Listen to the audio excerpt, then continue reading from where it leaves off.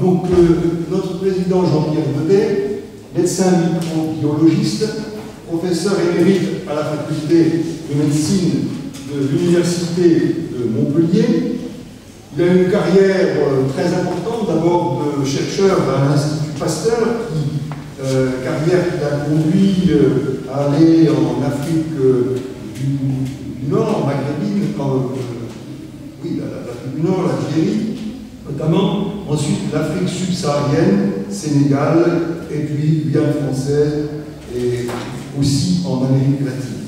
Ensuite, il a donc été professeur à l'université, au centre hospitalier universitaire régional de Montpellier, et ses travaux de publication sur le papier que j'ai, c'est 333 publications scientifiques. Donc je ne vous ai pas la liste, mais il y a en tout cas 2 ouvrages qui sont sortis tout dernièrement. C'est un ouvrage sur 900 ans de l'enseignement de la médecine à Montpellier, la plus ancienne école de médecine du monde occidental. Il y a eu une exposition, il y a eu des conférences déjà à cette faculté de médecine. Et puis, tout dernièrement, donc, les épidémies de la peste noire à la Covid-19. Donc nous avons évidemment quelqu'un tout à fait compétent pour parler de ce sujet. Alors, merci Jean-François pour ton introduction, merci à tous. Merci à Emmanuel Vigneron qui a accepté finalement, tu as dit au pied levé, mais c'était à peu près ça. Ça fait 3 semaines que nous savons que notre auteur à succès, Eugène Ebaudet, vous savez que c'est actuellement l'un des plus grands écrivains africains francophones connus, qui a un succès fou et qui est passé à la grande librairie, etc., qui est invité dans l'état de congrès. Donc, quand il nous a fait savoir qu'il n'était plus disponible le 3 juillet, oui, qu'est-ce qu'on va faire? Et j'ai pensé avec Jean-François que nous avons pensé que le point sur la Covid-19, ça serait intéressant. Et comme Emmanuel Vigneron, qui est un géographe de la santé, je pourrais le dire comme ça, un élève de Picheral, que j'aime beaucoup, à l'université de Montpellier, eh bien, on pourrait essayer de faire un petit peu les regards croisés sur cette épidémie, cette pandémie qui nous affecte donc depuis décembre 2019. Alors moi je préfère la Covid-19 parce que c'est vrai que c'est une maladie et que, bon, en général les maladies c'est au féminin, enfin, c'est difficile de faire admettre à tout le monde et puis si on dit mieux Covid ou la Covid, tout ça n'a pas une grande importance. En tout cas ce qui est important c'est que c'est une maladie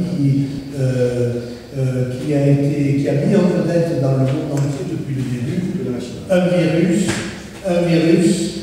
qui appartenait à une famille quasiment inconnue avant le début de cette pandémie, inconnue, je veux dire, du grand public. Et en un an, c'est devenu la vedette des médias, le cauchemar des gouvernements et des services de santé. Et puis, pourquoi? Tout simplement parce qu'il est à cause d'une pandémie qui finalement est assez meurtrière, puisqu'elle a fait jusqu'à présent à peu près 3,8 millions de morts dans le monde entier, ce qui n'est pas négligeable, même s'il y a beaucoup à dire sur sa mortalité effective. Mais donc ça fait un an que nous entendons parler quotidiennement dans les journaux, les chaînes de radio et de télévision en continu, les réseaux sociaux, vous savez, on annonce les nouvelles, puis on les commentant dans tous les sens, puis on donne les nouvelles, et puis après on fait les commentaires, enfin, on en mange tous les jours. Alors, vous allez me dire, pourquoi consacrer 2 conférences à cette épidémie que nous commençons peut-être à connaître un peu trop, ou dont on nous rabat un petit peu trop les nouvelles. Eh bien, je pense que c'est justement parce qu'il y a eu une abondance d'informations contradictoires qui n'a pas toujours permis de se faire une idée juste et impartiale des phénomènes. Donc, en un an de conflit, on a appris à connaître cet ennemi, puisqu'on nous a dit que nous étions en guerre, et on a maintenant un certain recul qui nous permet de tirer quelques conclusions, en tout cas de tirer des leçons à condition que nous soyons un petit peu honnêtes intellectuellement, ce qui n'est pas toujours le cas, et que nous laissions de côté les dogmatismes qui paralysent notre pays dans tous les domaines, et en particulier dans le domaine de la santé. Donc, si vous permettez, le premier regard que je porterai, c'est un tout petit mot de rappel sur ce que sont les épidémies en général. Vous savez que pendant des siècles... Vas-y, continue, j'ai un petit problème avec le machin. Vous savez que pendant des siècles, les épidémies ont été subies par les populations. C'est bon? Ont été subies par les populations comme des plaies d'origine mystérieuse, répondant à des causes naturelles, surnaturelles, etc. Ça dépendait des époques. Et ça, jusqu'à l'avènement de la théorie microbienne des maladies, due à Louis Pasteur et Robert Koch, qui ont montré que la cause première d'une épidémie, c'était en définitive une maladie infectieuse qui était due à un agent infectieux particulier, les microbes. L'épidémie, donc, elle correspond à la présence simultanée, c'est sa définition, présence simultanée d'un très grand nombre de cas d'une maladie infectieuse dans une population. Et on a compris au cours des années que les épidémies, en réalité, résultaient, c'était des phénomènes biologiques qui résultaient de la présence, l'interaction de trois catégories de facteurs. Vous avez d'abord le facteur microbe, le microbe hôte, le microbe en lui-même responsable, je veux dire.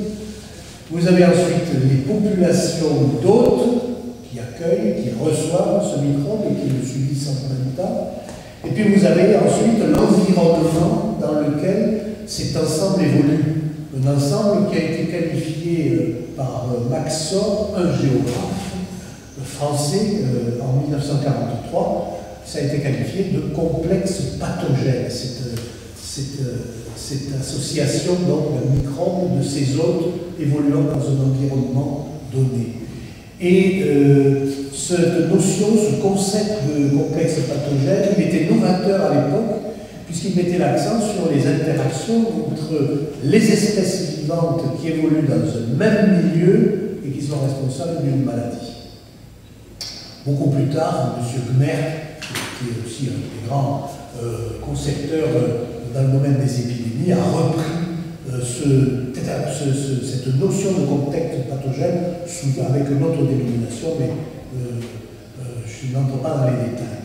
Et donc c'est avec cette idée d'implication de l'environnement dans les épidémies que Sor commençait à jeter les bases d'une discipline nouvelle qui s'est appelée après l'écologie médicale.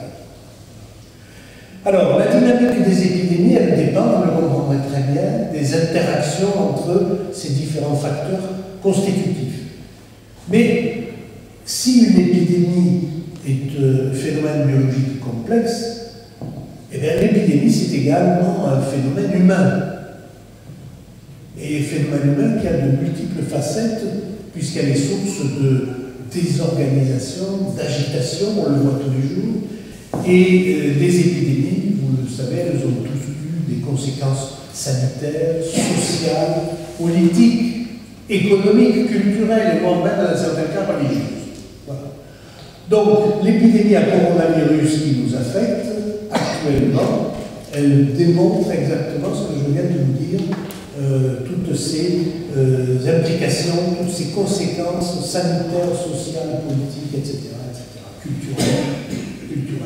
Nous en sommes l'exemple, nous reprenons pour la première fois nos réunions en présentiel. Alors, ce que j'avais l'intention de vous dire aujourd'hui, c'est pas de vous faire un historique de cette épidémie à coronavirus que vous connaissez aussi bien que moi, puisque je suppose que vous regardez la télévision, que vous écoutez la radio autant que moi, j'espère aussi peu donc. Mais je voulais faire un focus sur un certain nombre de points qui me paraissent intéressants et qui paraissent mériter un petit peu une discussion et essayer de faire un retour d'expérience sur ce qui s'est passé jusqu'à présent. Alors donc le premier regard que je souhaite de porter sur la pandémie de Covid actuellement, c'est vous parler un petit peu de cette famille des coronavirus. Donc les coronavirus, ce sont des virus à ARN simple brin. Virus à ARN simple brin, qui sont enveloppés d'une couronne, et c'est ce nom de couronne qui a donné le nom à toute la famille des coronavirus, une couronne qui est constituée par des petites excroissances, des pointes, qu'on appelle en anglais des spikes, et ces petites excroissances correspondent à la protéine S pour spike, cette protéine qui est l'élément clé de la physiopathologie de la maladie. Parce que c'est par ces éléments clés, par ces protéines S, que le virus va se fixer sur les récepteurs cellulaires des cellules de l'arbre respiratoire supérieur et qui va pénétrer, se multiplier et dans ces cellules, et puis gagner d'autres cellules, etc., et être générateur de la pathologie qu'on connaît, qui est une pathologie qui, en principe, est simple et bénigne, mais qui peut avoir des conséquences beaucoup plus graves chez certaines personnes par l'extension de cette virose au niveau de l'arbre bronchique. Alors, ces coronavirus, ce sont des virus animaux, des virus de mammifères, principalement de chauves-souris, mais aussi de rongeurs. Et chez ces animaux, chauves-souris et rongeurs, tout nous porte à croire jusqu'à présent, des observations qui ont été faites, qu'ils sont peu ou pas pathogènes pour l'animal. Alors, chez l'homme, on connaît 2 ou 3 coronavirus.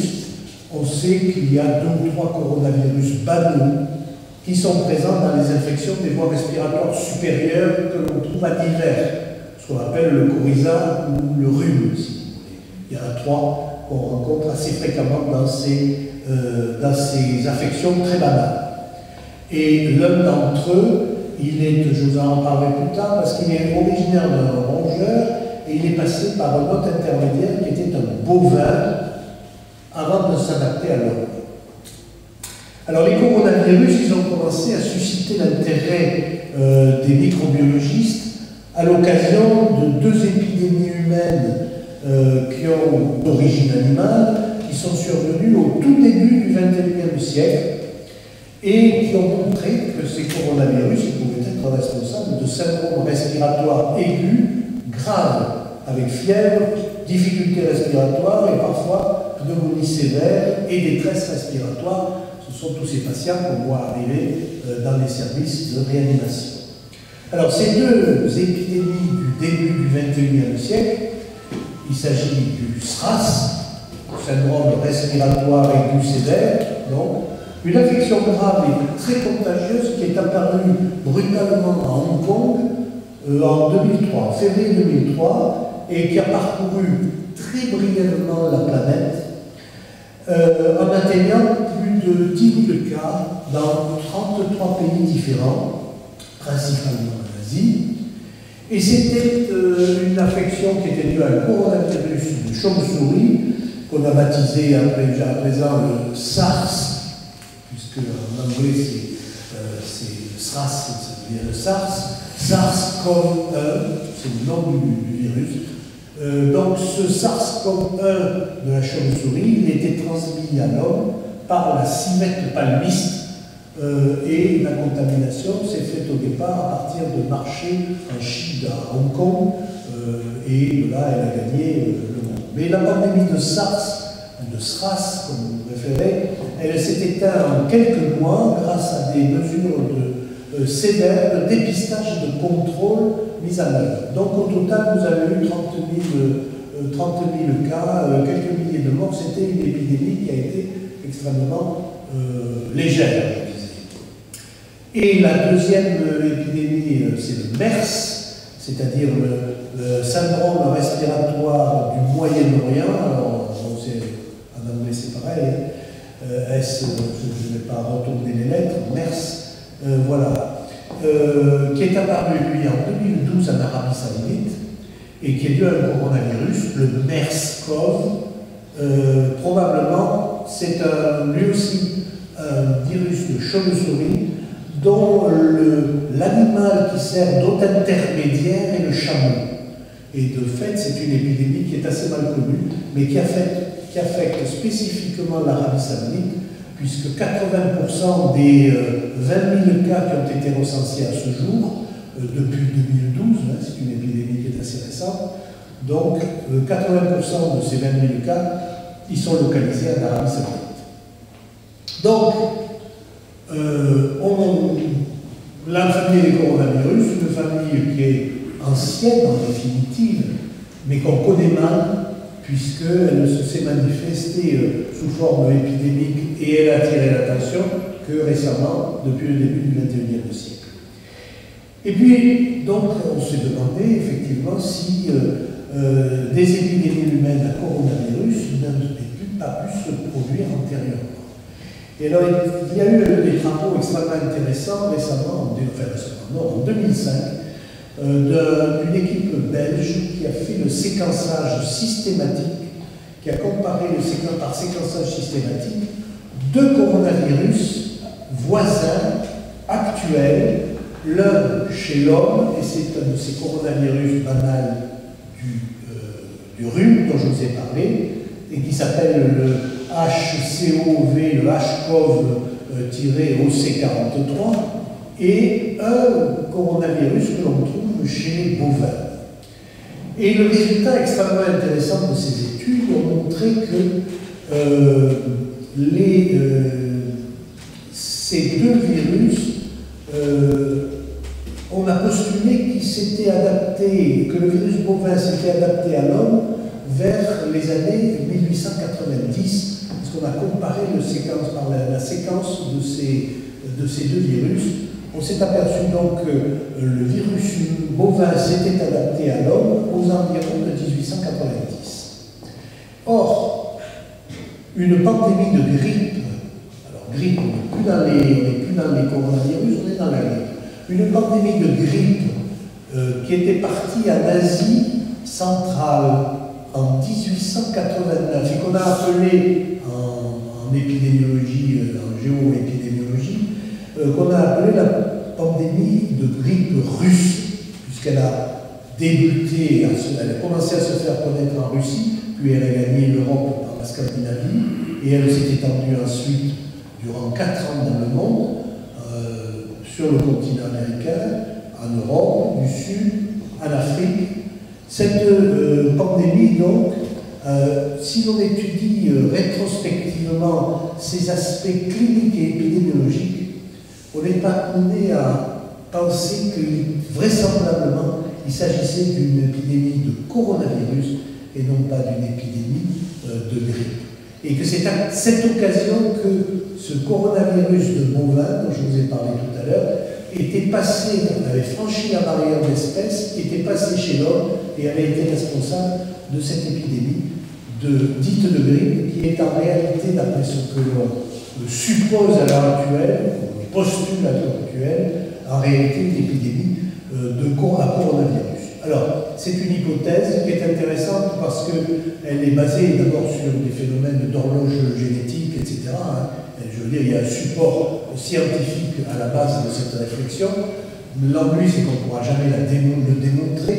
En réalité, vous savez comment on démontre l'origine des épidémies, l'origine ancienne des épidémies en archéologie médicale, c'est en étudiant l'ADN de personnes décédées dont on a retrouvé les cadavres quand elles avaient été décédées. Alors ça marche très bien dans la peste, puisque c'est un bacille et que l'ADN se conserve. Vous pouvez faire une identification de l'ADN qui se trouve dans la pulpe de dent chez un cadavre qui est là depuis des dizaines de milliers d'années. Mais dans une maladie à coronavirus avec l'ARN, c'est quelque chose qui n'est absolument pas concevable parce que l'ARN ne se conserve pas comme se conservait l'ADN. Donc je pense qu'on n'arrivera jamais à prouver que cette grippe russe était en réalité un coronavirus. Mais c'est intéressant parce que ça nous donne une idée, si vous voulez, sur l'importance de l'histoire de la famille des coronavirus qui est entrée dans notre vie actuellement de façon assez fracassante depuis un an.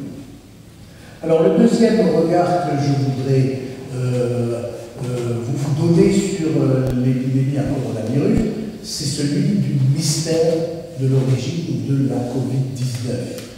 En effet, donc, c'est le 31 décembre 2019 que les autorités sanitaires chinoises ont informé l'OMS de l'existence de plusieurs cas de pneumonie atypique dans la ville de Wuhan, dans la province de Hubei, en Chine. Le premier cas signalé ayant été rapporté remontant au 17 novembre de cette même année 2019. Et la maladie a été rapidement reliée à un coronavirus nouveau, identifié et séquencé le 11 janvier 2020 par des chercheurs d'un laboratoire de Shanghai. Alors, s'il est évident que l'épicentre de l'épidémie au début a été la ville de Wuhan, les origines de cette épidémie sont demeurées mystérieuses et elles sont toujours mystérieuses un an et demi après son apparition. La première hypothèse qui a été avancée a été celle du passage à l'homme d'un coronavirus de chauve-souris par l'intermédiaire de notre relais. C'est l'hypothèse de la zoonose. Et cette hôte relais, on l'a identifié dans un premier temps au pangolin. On a dit que c'était le pangolin qui était l'hôte animal qui avait diffusé la maladie chez nous, qui l'avait fait passer chez nous, donc qui lui avait fait franchir la barrière d'espèces, comme tout à l'heure je vous avais dit que la civette avait fait passer le coronavirus du SRAS chez nous. Le problème, donc, c'est que ce scénario d'une zoonose type SRAS ne tient pas, parce que le pangolin n'a pas été trouvé porteur de coronavirus et que la recherche d'un nouvel hôte animal est toujours restée jusqu'à présent infructueuse. Sur 80 000 échantillons animaux qui ont été étudiés, aucun ne s'est révélé positif au SARS-CoV-2, donc le virus responsable de la Covid-19. Et à titre de comparaison, lors des épidémies de SRAS, la civette avait été détectée infectée en quelques semaines, même quelques mois, très peu de mois. Alors, il y a eu quelques pangolins trouvés positifs, mais au point de vue moléculaire, quand on a étudié le génome, en réalité, on s'est aperçu qu'ils avaient été contaminés, c'était des pangolins qui avaient été contaminés par l'homme, et non pas l'inverse. Donc, cette hypothèse de la zoonose ne tient pas. La deuxième hypothèse était une hypothèse de la transmission directe à l'homme d'un coronavirus de chauve-souris. Alors cette hypothèse, elle est extrêmement intéressante parce qu'elle est étayée par le fait que le génome du SARS-CoV-2 présente 96% d'homologie avec un coronavirus animal baptisé le REATG13 qui a été isolé de chauve-souris, une chauve-souris particulière du genre des rhinolophus, chauve-souris en fer à cheval, on dit en français, chauve-souris qui ont des dessins particuliers sur le dos, chauve-souris récoltée dans une mine désaffectée d'une ville de la province de Yunnan en 2013. Et on a appris qu'en 2012, 6 personnes qui avaient travaillé dans cette mine avaient présenté de fortes fièvres avec pneumonie bilatérale sévère du même type que celle de la Covid-19. Donc, on ne peut pas dire que la Covid-19 résulte directement de cette infection, parce que cette mine du Yunnan, elle est située à plus de 1500 km de Wuhan, de la province de Hubei. Et puis, une différence de 4% sur un génome de 30 000 nucléotides, eh ben c'est beaucoup. C'est beaucoup et ça représente à peu près 1 million de mutations, 1000 mutations, c'est-à-dire il faut des années de mutation pour faire des années d'évolution pour arriver à avoir un aussi grand nombre de mutations. Donc, on a eu l'attention attirée par cette hypothèse, mais c'est une hypothèse qui ne tient pas directement la route. Alors, où on en est actuellement? Et bien, actuellement se dessine une troisième hypothèse qui nous ramène à Wuhan et à l'Institut de virologie de Wuhan et à son laboratoire de haute sécurité P4, dans laquelle le coronavirus RATG 13 a été isolé des chauves-souris, à l'époque où les Chinois ont travaillé sur la mine du Yunnan, a été donc isolé des chauves-souris ramenées de la mine de Yunnan, et il a été séquencé à cet endroit-là. Alors, ce laboratoire de haute sécurité, on en a déjà parlé, rappelez-vous, c'est un laboratoire qui a été construit par la France, en particulier par les gens du laboratoire P4 de Lyon, dans le cadre d'un programme collaboratif franco-chinois de recherche sur les virus grippaux. Alors, c'est un programme que je connais parce que j'avais à l'époque postulé pour être le coordonnateur de ce programme, et nous étions 4, et nous n'avons jamais personne reçu de réponse à ce sujet-là, et nous avons eu l'explication ensuite, c'est-à-dire que ce programme n'a pas de suite qui a été donnée, et donc personne des Français n'est allé travailler dans ce contexte-là, mais c'est quelque chose qui m'a attiré l'attention aussi.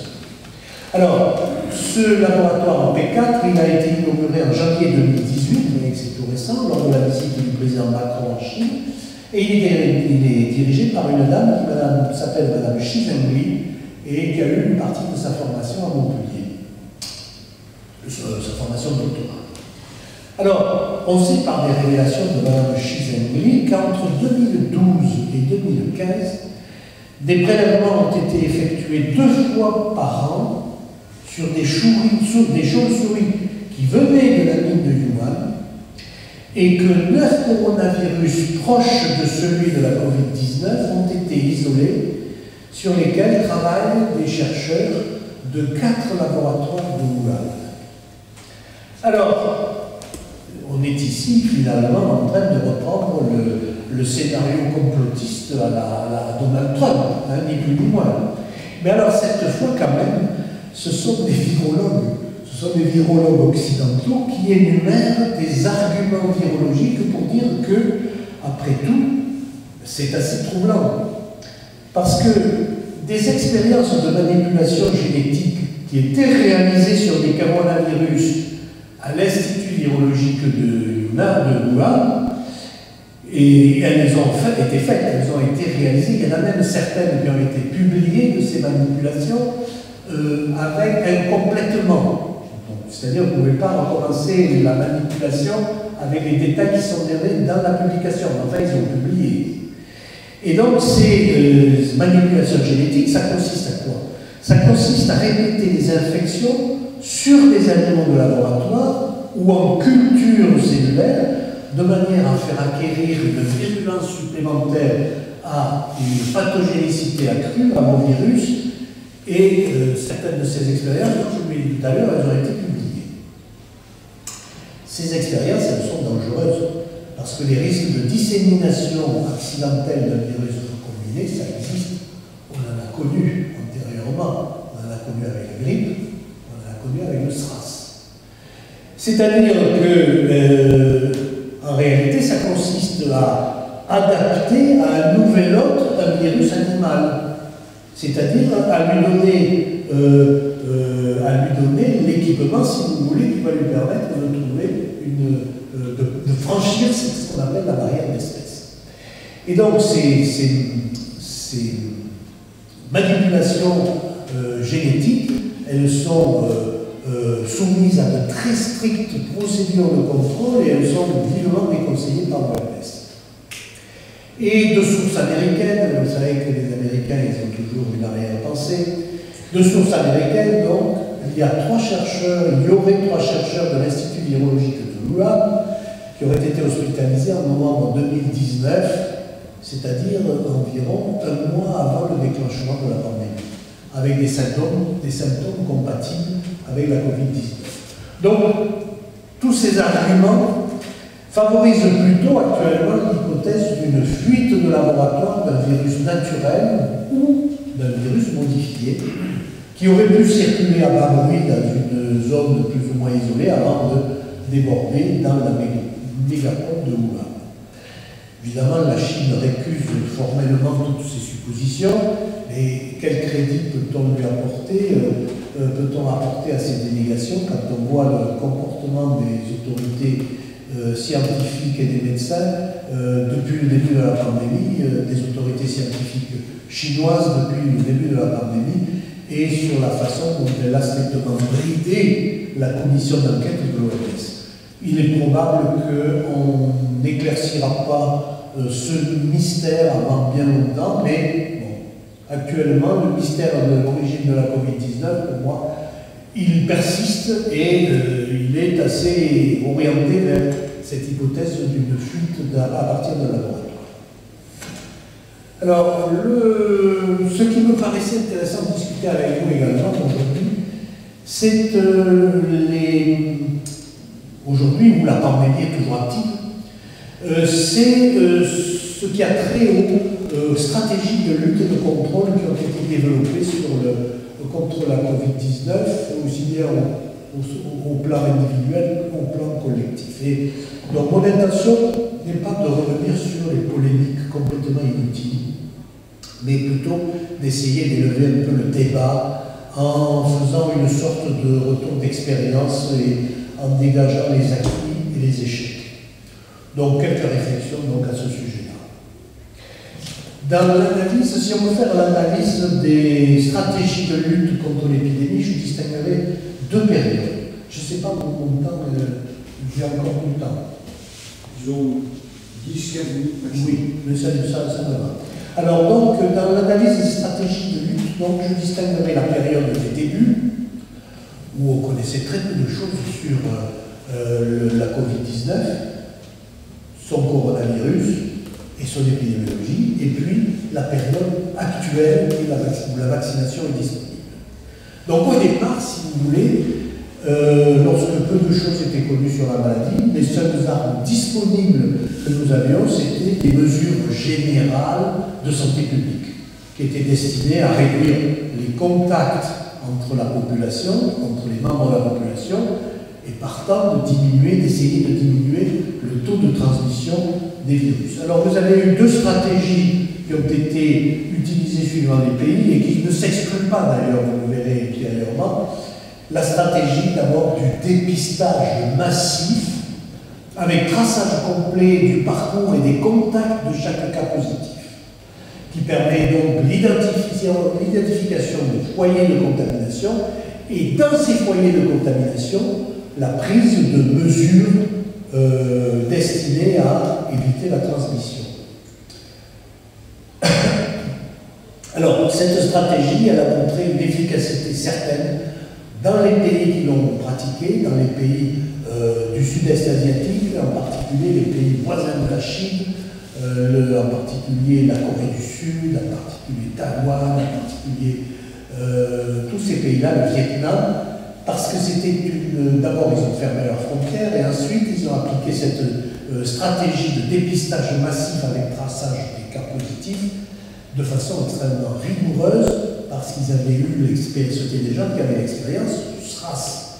Et si on a éliminé le SRAS en quelques mois à l'époque, ça a été grâce à cette stratégie. En dehors de ces pays-là, ce qui a été utilisé comme stratégie de lutte, ça a été la distanciation sociale, qui était fondée sur le respect des gestes barrières. Alors, distance entre les individus, pas d'embrassade, pas de serrage de main, et une hygiène extrêmement stricte, préconisant donc des solutions l'hygiène hydroalcoolique, et puis un lavage fréquent et répété des mains. Et au fort de l'épidémie, les mesures barrières n'ont pas été d'une efficacité suffisante, même dans les pays au point de vue hygiène, où l'hygiène était développée, et on a finalement adopté ce confinement de villes, de régions, de pays entiers, l'objectif de ces confinements complets, c'était l'écrasement du pic épidémique, de façon à étaler la période de progression de l'épidémie et de préserver les services de santé en leur permettant de faire face à l'épidémie en évitant l'engorgement des hôpitaux et tout particulièrement l'engorgement des services de vaccination. Aujourd'hui, nous sommes à l'étape de la stratégie du tout vaccin. Le tout vaccin. À partir donc du moment où la vaccination a été disponible, c'est cette stratégie du tout vaccin qui a été retenue pratiquement dans le monde entier. Et effectivement, en l'absence de traitement efficace contre la Covid-19, et je reviendrai sur ce point un petit peu plus tard, les gouvernements ont privilégié la piste des vaccins. Alors, la piste des vaccins, elle a été possible parce qu'on avait découvert cette cible cellulaire du virus. Je vous ai parlé tout à l'heure de la protéine Spike, la protéine S, qui va se fixer sur des récepteurs cellulaires qui s'appellent les ACE2, qui sont des enzymes qui sont situées au cœur du système rénine-angiotensine-aldostérone, des cellules du tractus respiratoire supérieur. Et cette connaissance donc du site récepteur du virus dans ces cellules, non seulement a éclairé la physiopathologie de l'infection et son traitement, et vous avez vu qu'on a basculé dans le traitement des infections pulmonaires, des détresses respiratoires à partir du moment où on a su traiter ce problème, on a eu cette notion physiopathologique, mais il a été aussi, la découverte de cette cible a permis de développer le développement de vaccins, puisque cette cible, c'est la cible du vaccin. Alors, il y a quelque chose d'important à signaler, c'est que la mise au point et le développement de vaccins contre le SARS-CoV-2 a été d'une rapidité et d'une efficacité sans précédent dans l'histoire de la vaccinologie, puisqu'il a fallu à peine un an, entre l'isolement du virus et son séquençage pour que les premiers vaccins soient disponibles sur le marché, agréés pour l'utilisation et servent à vacciner la population. Parce qu'il faut quand même penser qu'on avait au départ plus de 200 candidats vaccins. Donc vous voyez l'effort de recherche et développement qui a été fait. Plus de 200 candidats vaccins en développement au départ. Une quarantaine d'entre eux sont arrivés au stade de phase clinique d'études et un peu moins de 10 sont actuellement utilisés dans le monde. Tous ces vaccins répondent au même principe de base, celui d'induire chez les sujets vaccinés la formation d'anticorps neutralisants dirigés contre la protéine Spike pour éviter que cette protéine Spike se lie spécifiquement au récepteur ACE2 dont je vous ai parlé tout à l'heure et donc puisse bloquer l'introduction du virus à l'intérieur de la cellule. Alors, il faut espérer que cette protéine Spike restera stable et ne sera pas l'objet des mutations que l'on voit fleurir, puisqu'apparemment ces coronavirus sont sujets à de fortes mutations, on commence à le découvrir régulièrement. Pour l'instant, ce n'est pas le cas. On n'a pas encore le séquençage, je n'ai pas connaissance plus exactement du séquençage complet du variant indien dont on nous parle tant actuellement, mais bon. Pour l'instant, les vaccins que nous avons devraient également être efficaces. Et ces vaccins, il y a un point d'acquis également, c'est que certes, ils sont dirigés vers la production d'anticorps circulants neutralisants, mais tous les vaccins ont également une composante d'immunité à médiation cellulaire qui vient et qui renforce l'ensemble. Et cette immunité à médiation cellulaire, elle est très difficile à détecter, elle n'est pas encore détectée dans le cas du coronavirus. À part les deux vaccins chinois traditionnels, qui sont des vaccins à virus entier, inactivés par des produits chimiques ou la chaleur, voire tués dans certains cas, les vaccins dont l'enregistrement, ces vaccins chinois n'ont pas été enregistrés ni en Europe ni aux États-Unis, Et tous les autres vaccins sont issus du génie génétique, donc procèdent de modification génétique. Ce sont des vaccins vivants recombinés, des vaccins, ce qu'on appelle, ça peut être des vaccins sous-unitaires, recombinants, c'est-à-dire qu'on prend une partie du génome du virus, on le met dans un virus déjà connu, inoffensif pour l'homme, et on l'injecte. Et puis il y a ces fameux vaccins à ARN messager, qui sont les vaccins certainement de l'avenir, parce que sans entrer dans les détails, ces vaccins à ARN messager qui font l'actualité, ils sont complètement innovants chez l'homme.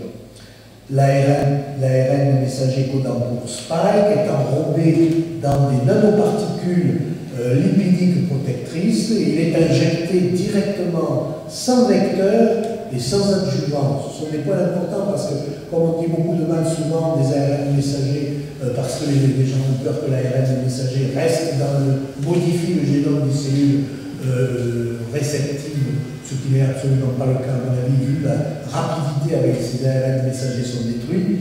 Mais vous savez que parmi les gens, les anti-vax, comme on dit aujourd'hui, il y a beaucoup de gens qui ciblent toujours les adjuvants, etc. Là, il n'y a aucun adjuvant. C'est un des points forts de ces vaccins à ARN messager. Mais l'autre point fort, c'est qu'ils ont la possibilité de pouvoir s'adapter à d'éventuelles mutations de la protéine Spike. Pour produire ce vaccin à ARN messager, il a fallu 8 jours. 8 jours au laboratoire Moderna pour concevoir, si vous voulez, l'équipement génétique de l'ARN messager qu'on allait utiliser. C'est-à-dire que le reste, c'est les essais cliniques, ce sont le développement industriel, etc. Mais en 8 jours, on peut modifier ce vaccin ARN messager, c'est extrêmement important à savoir.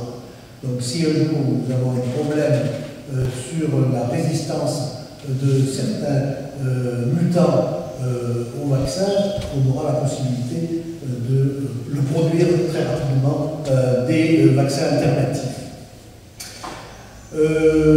Donc, ce sont des vaccins totalement innovants et ils ont donné lieu, donc tous ces vaccins qui sont arrivés, qui sont disponibles sur le marché, à des campagnes de vaccination ouvertes, donc dans de nombreux pays du monde et qui s'accompagnent évidemment d'une vaccinovigilance systématique qui est destinée à révéler d'éventuels effets indésirables graves.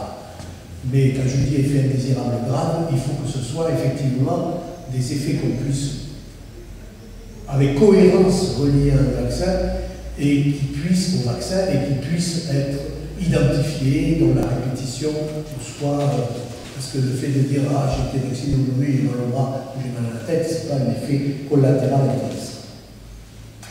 Alors, actuellement, moi personnellement, je suis profondément persuadé que l'épidémie, la lutte contre l'épidémie passe effectivement par une vaccination massive.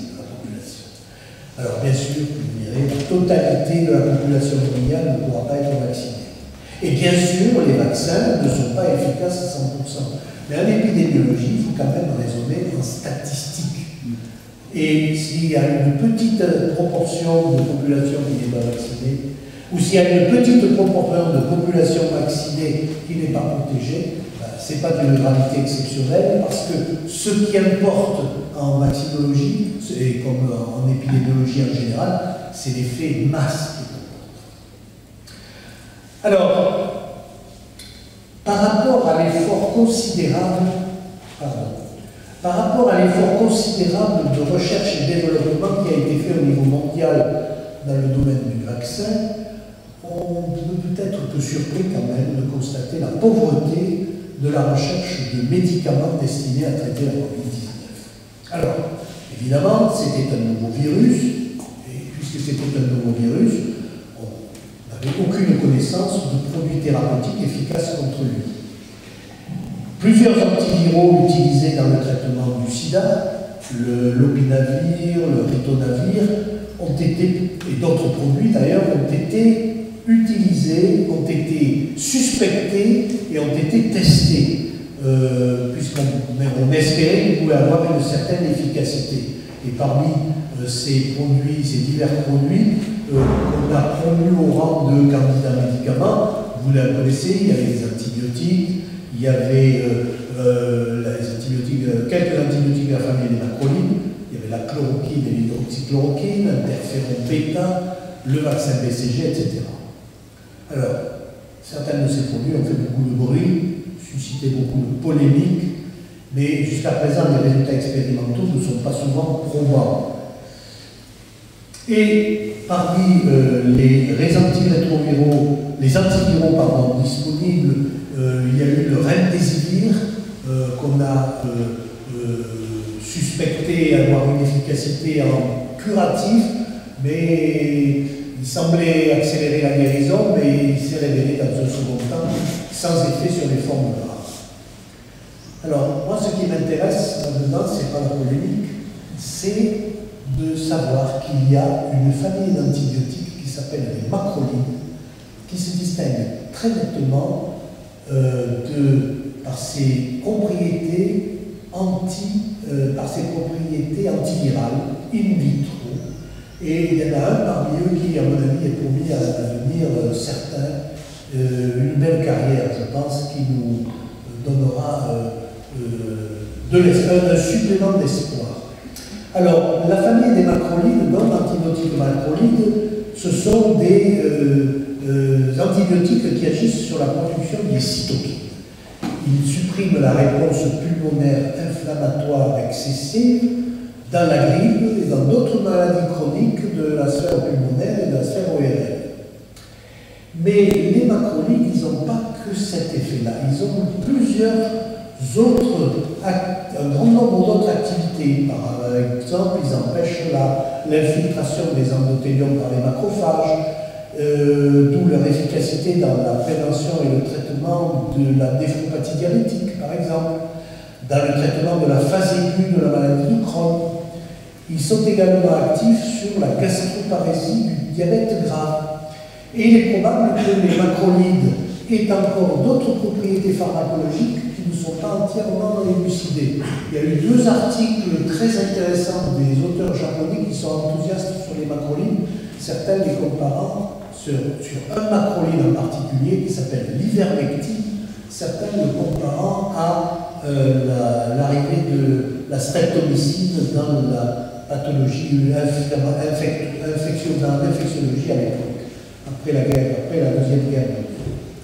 Donc le macrolide le plus prometteur, à mon avis, c'est cette ivermectine, qui est un médicament que nous connaissons très bien en parasitologie, puisqu'il est utilisé de longue date, aussi bien en curatif qu'en préventif dans le traitement et la prévention de certaines parasitoses, en particulier l'onchocercose, toute une série de parasitoses, toute une série de parasitoses que l'on traite en préventif. Bon, alors, quand on sait que cette ivermectine a une activité anti-SARS-CoV-2 in vitro, et qu'il y a plus de 40 études cliniques et de méta-analyses qui ont été réalisées à travers le monde, qui ont rapporté une efficacité clinique en préventif et en curatif dans la Covid-19, mais on peut se dire qu'il serait temps quand même qu'on se mette à faire des essais cliniques qui montrent de façon formelle l'efficacité de ce produit en in vitro activité antivirale, dans l'inhibition de la relation virus-cellule-hôte et dans la modalité des régulations des réactions de l'hôte. Moi, je pense que lorsque l'efficacité de l'ivermectine aura été confirmée par des études larges, je pense que ce médicament sera d'un grand bénéfice pour le traitement et la prévention de la Covid-19. Et si vous me permettez 2 secondes, je terminerai par une devinette. Voilà. J'ai souvent réfléchi à l'état d'impréparation où se trouvait la grande masse du peuple au moment où cette calamité, c'était une épidémie, tomba sur lui et combien ce fut le défaut de mesures et de dispositions prises à temps utile, qui fut la cause de toute cette confusion, toute la confusion qui suit. C'est qui l'auteur de cette phrase? Eh bien, c'est Daniel Defoe. Daniel Defoe, l'auteur connu de Robinson Crusoe, qui était aussi journaliste et qui avait écrit un livre en 1722 qui s'appelle Le Journal de l'année de la peste, qui rappelle la peste de Londres de 1665-1666. Vous voyez comme c'était d'actualité déjà à ce moment-là. Je vous remercie pour votre attention.